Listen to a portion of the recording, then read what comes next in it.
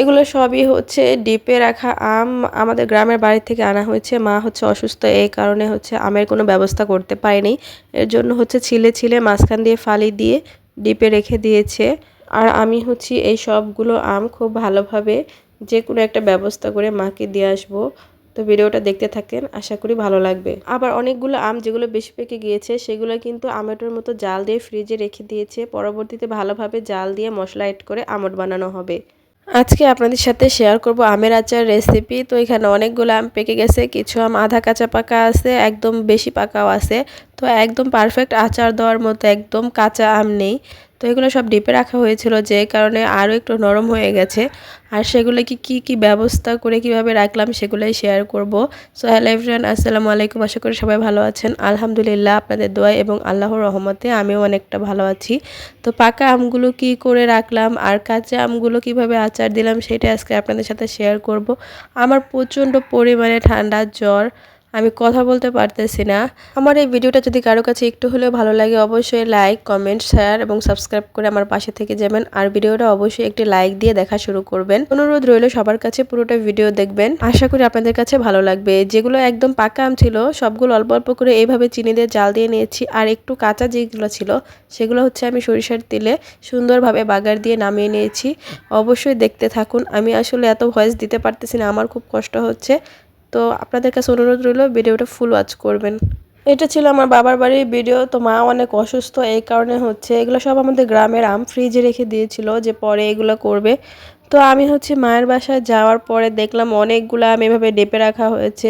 আর মা যদি পরে করতে না পারে এই কারণে হচ্ছে আমি মার সাথে সাথে হাতে হাত লাগিয়ে সবগুলা আম সুন্দরভাবে জাল দিয়ে দিয়ে আসছি, যাতে অন্ততপক্ষে খেতে পারে, নষ্ট না হয়।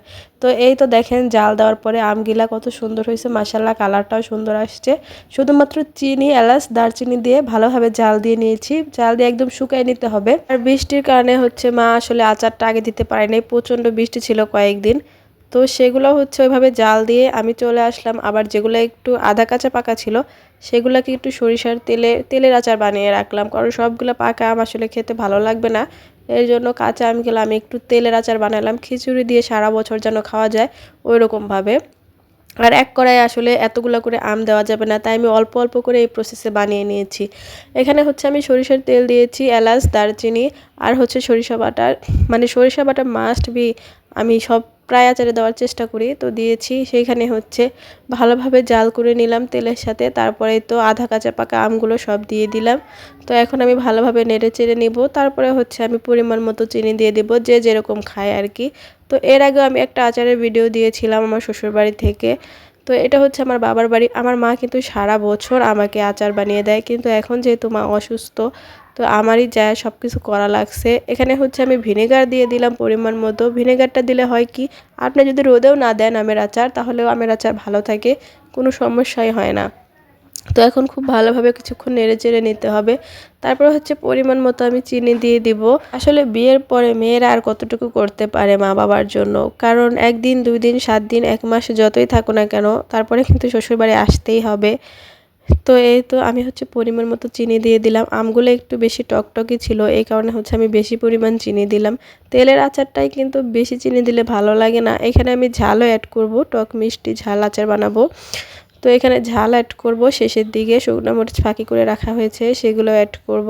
যেহেতু টক ঝাল মিষ্টি আচার, এই কারণে হচ্ছে টক ঝাল মিষ্টি তিনোটাই থাকবে। আমার আমটা দেখেন জাল দিতে দিতে কিন্তু খুব সুন্দর একটা কালার হয়ে আসছে। তো চিনিটা কিন্তু আমের সাথে খুব সুন্দরভাবে মিশে গিয়েছে। এখানে হচ্ছে আমি শুকনো মরিচের ফাঁকি, তারপরে জিরার ফাঁকি আর 5 ফোড়নের ফাঁকি অ্যাড করে দিলাম। এখন হচ্ছে এগুলোকে খুব ভালোভাবে নেড়েচেড়ে কিছুক্ষণ পরে নামিয়ে নেব, যতক্ষণ না পর্যন্ত হচ্ছে পানিটা শুকায়। এখানে কিন্তু একটু তেল বেশি করে দিতে হবে। আবার হচ্ছে আচারটা শুকানোর পরে 2-3 দিন রোদে শুকানোর পরে কিন্তু যে বয়মে রাখা হবে। আমের দিন তো প্রায় শেষ হয়ে গেল, আর এখন আচার না বানিয়ে রাখলে সারা বছর কিভাবে আমের আচার খাবো খিচুড়ি দিয়ে, আমার খুবই পছন্দ। তো যাই হোক, আমার আচার দেখেন ফাইনালি কালারটা মাশাআল্লাহ আলহামদুলিল্লাহ খুবই সুন্দর আসছে কালারটা, আর দেখতে খুবই ভালো লাগছে। আপনাদের কাছে কেমন লাগছে অবশ্যই কিন্তু কমেন্ট করে জানাবেন। তো যাই হোক, এতক্ষণ ধৈর্য সহকারে যারা আমার এই ভিডিওটি দেখলেন তাদেরকে জানাই অসংখ্য অসংখ্য ধন্যবাদ। আর আমার ভিডিও যদি একটু হলেও ভালো লেগে থাকে অবশ্যই লাইক, কমেন্ট, শেয়ার এবং সাবস্ক্রাইব করে আমার পাশেই থাকবেন। যদি কেউ ভিডিওটা দেখতে দেখতে একটা লাইক দিতে ভুলে যান অবশ্যই একটা লাইক দিয়ে দিবেন, কারণ আপনাদের এই একটা লাইক আমাকে নিয়ে যেতে পারে অনেক দূর। আপনাদের ভালোবাসা সাপোর্ট না পেলে কিন্তু আমি এগিয়ে যেতে পারবো না। আর আমার ভিডিওটা যদি একটু হলেও ভালো লাগে অবশ্যই কমেন্টে জানাবেন। আজকে এই পর্যন্তই, ভালো থাকবেন সবাই সবার পরিবারের খেয়াল রাখবেন। খোদা হাফেজ।